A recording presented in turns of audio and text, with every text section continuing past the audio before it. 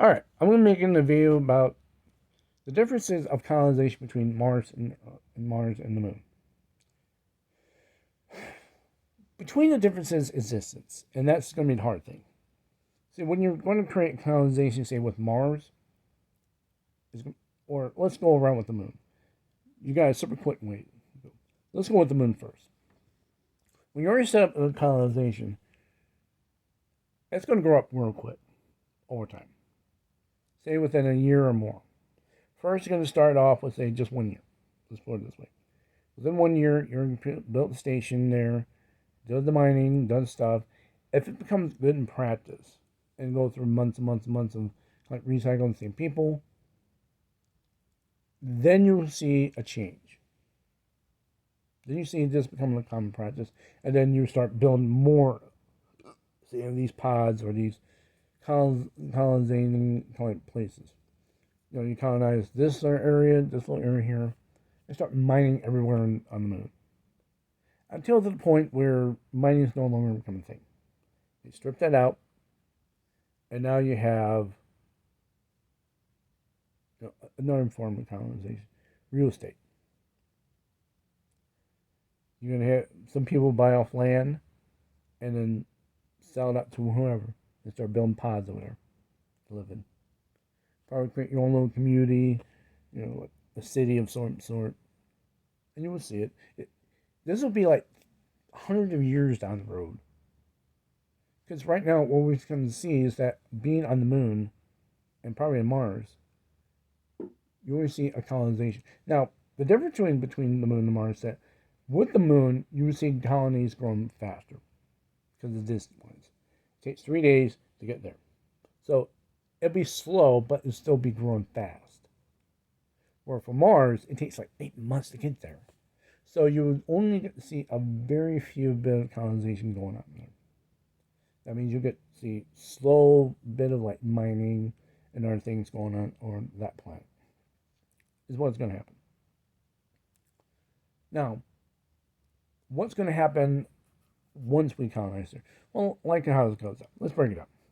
In these pods, you're going to have all the different things. Plumbing, electrical wiring, and air pressure, and everything. Then you set up your computers, your living spaces, everything. You have your kitchen. You have even what you would be able to eat actual food this time. Because you got gravity to pull down food, and you just poop. Now, I don't know how they're going to deal with the poo, but with urine, that's one thing they have, is a urine filtration system to take. See, your body is always made of water. Your blood, your sweat, your tears, your saliva, even your urine. The only thing is that you're taking away the toxin, the pollution from the water in your pee. You extract that away, throw it out into the planet, or out in space, or whatever. And now after that, you purify the water, and then you have water. Now, the human body doesn't produce that much water, but you take a large amount of people and just do the thing, you get some water. But you still need a large supply of water. Okay? Now, after that, then you have supply of food, water, oxygen. Now, for the Moon, they're going to complain of that. Because that will cycle through, let's say, maybe no more than 2 times a month.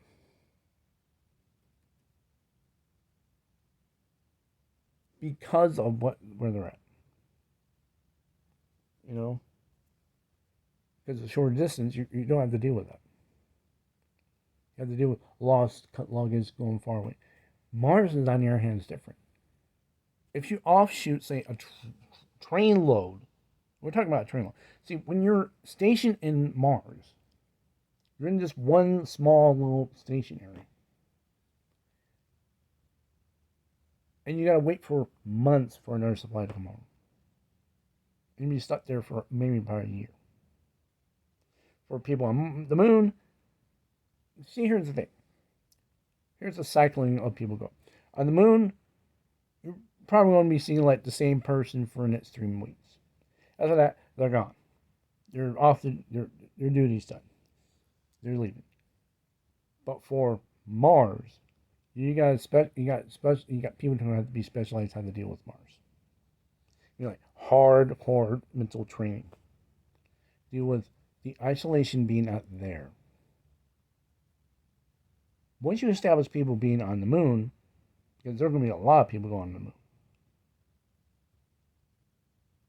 Mars, on the other hand, is hard. I mean, that's just it. You've seen the same people for a year or more. Until all their duty is done, they get to travel back to Earth.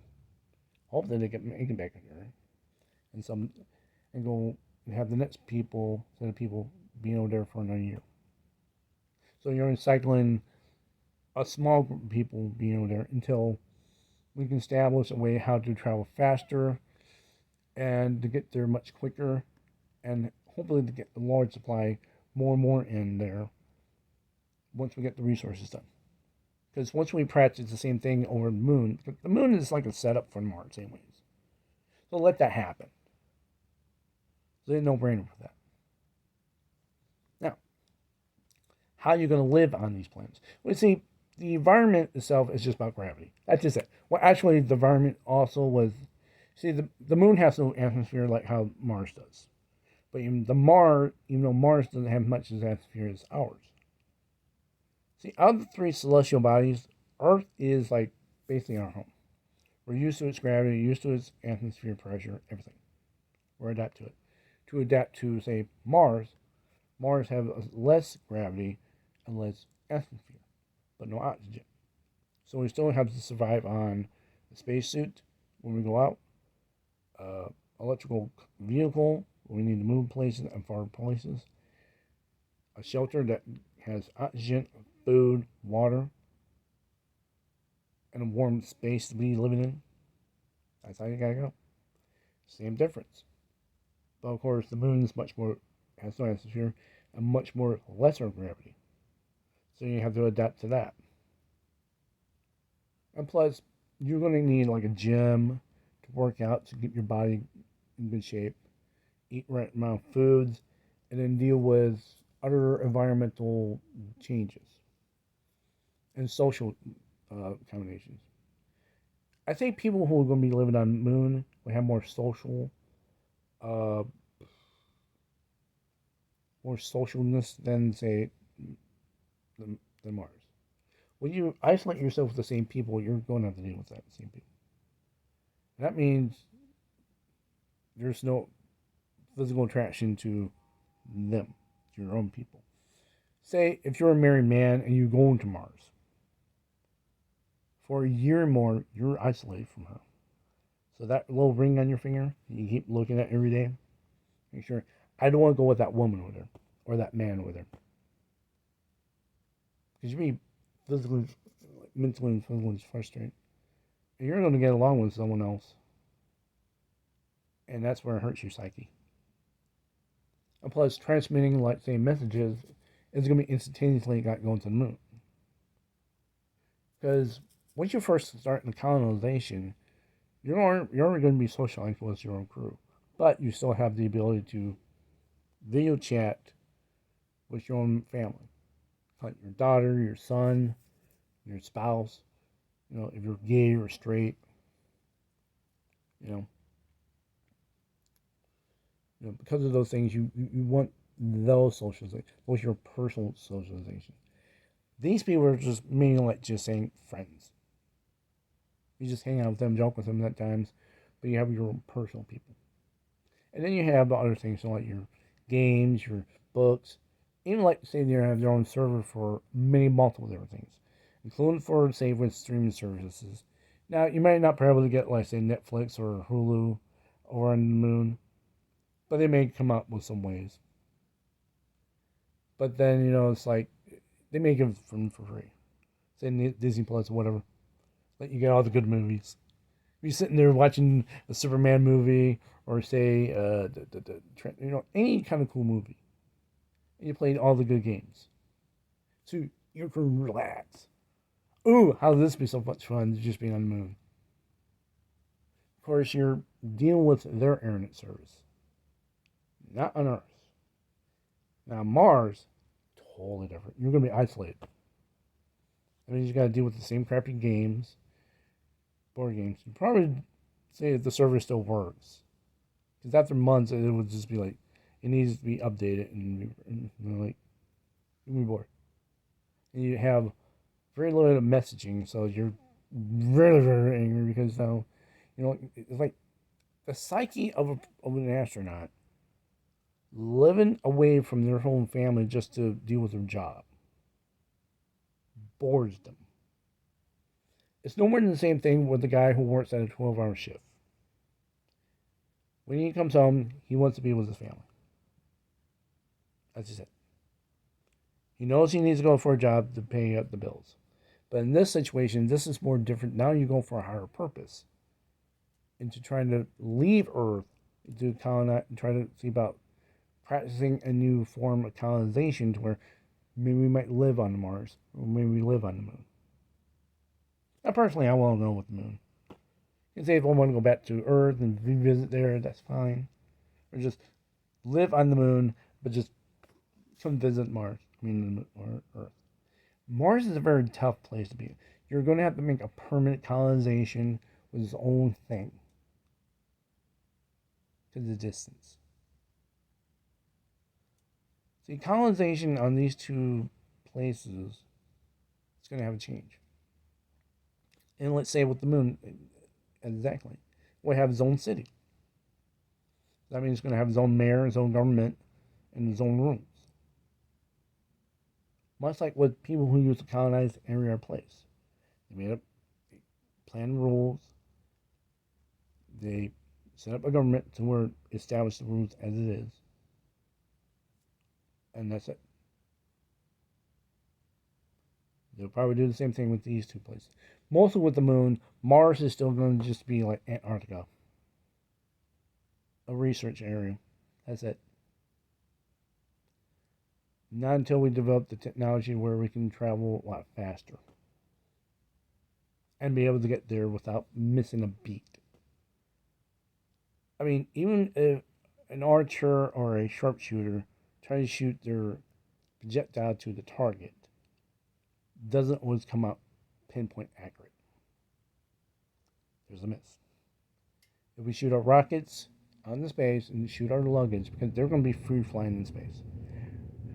Now, on new, like say, spacecrafts, they do have little pressure nozzles that move their spacecraft to where it can move within the trajectory they need.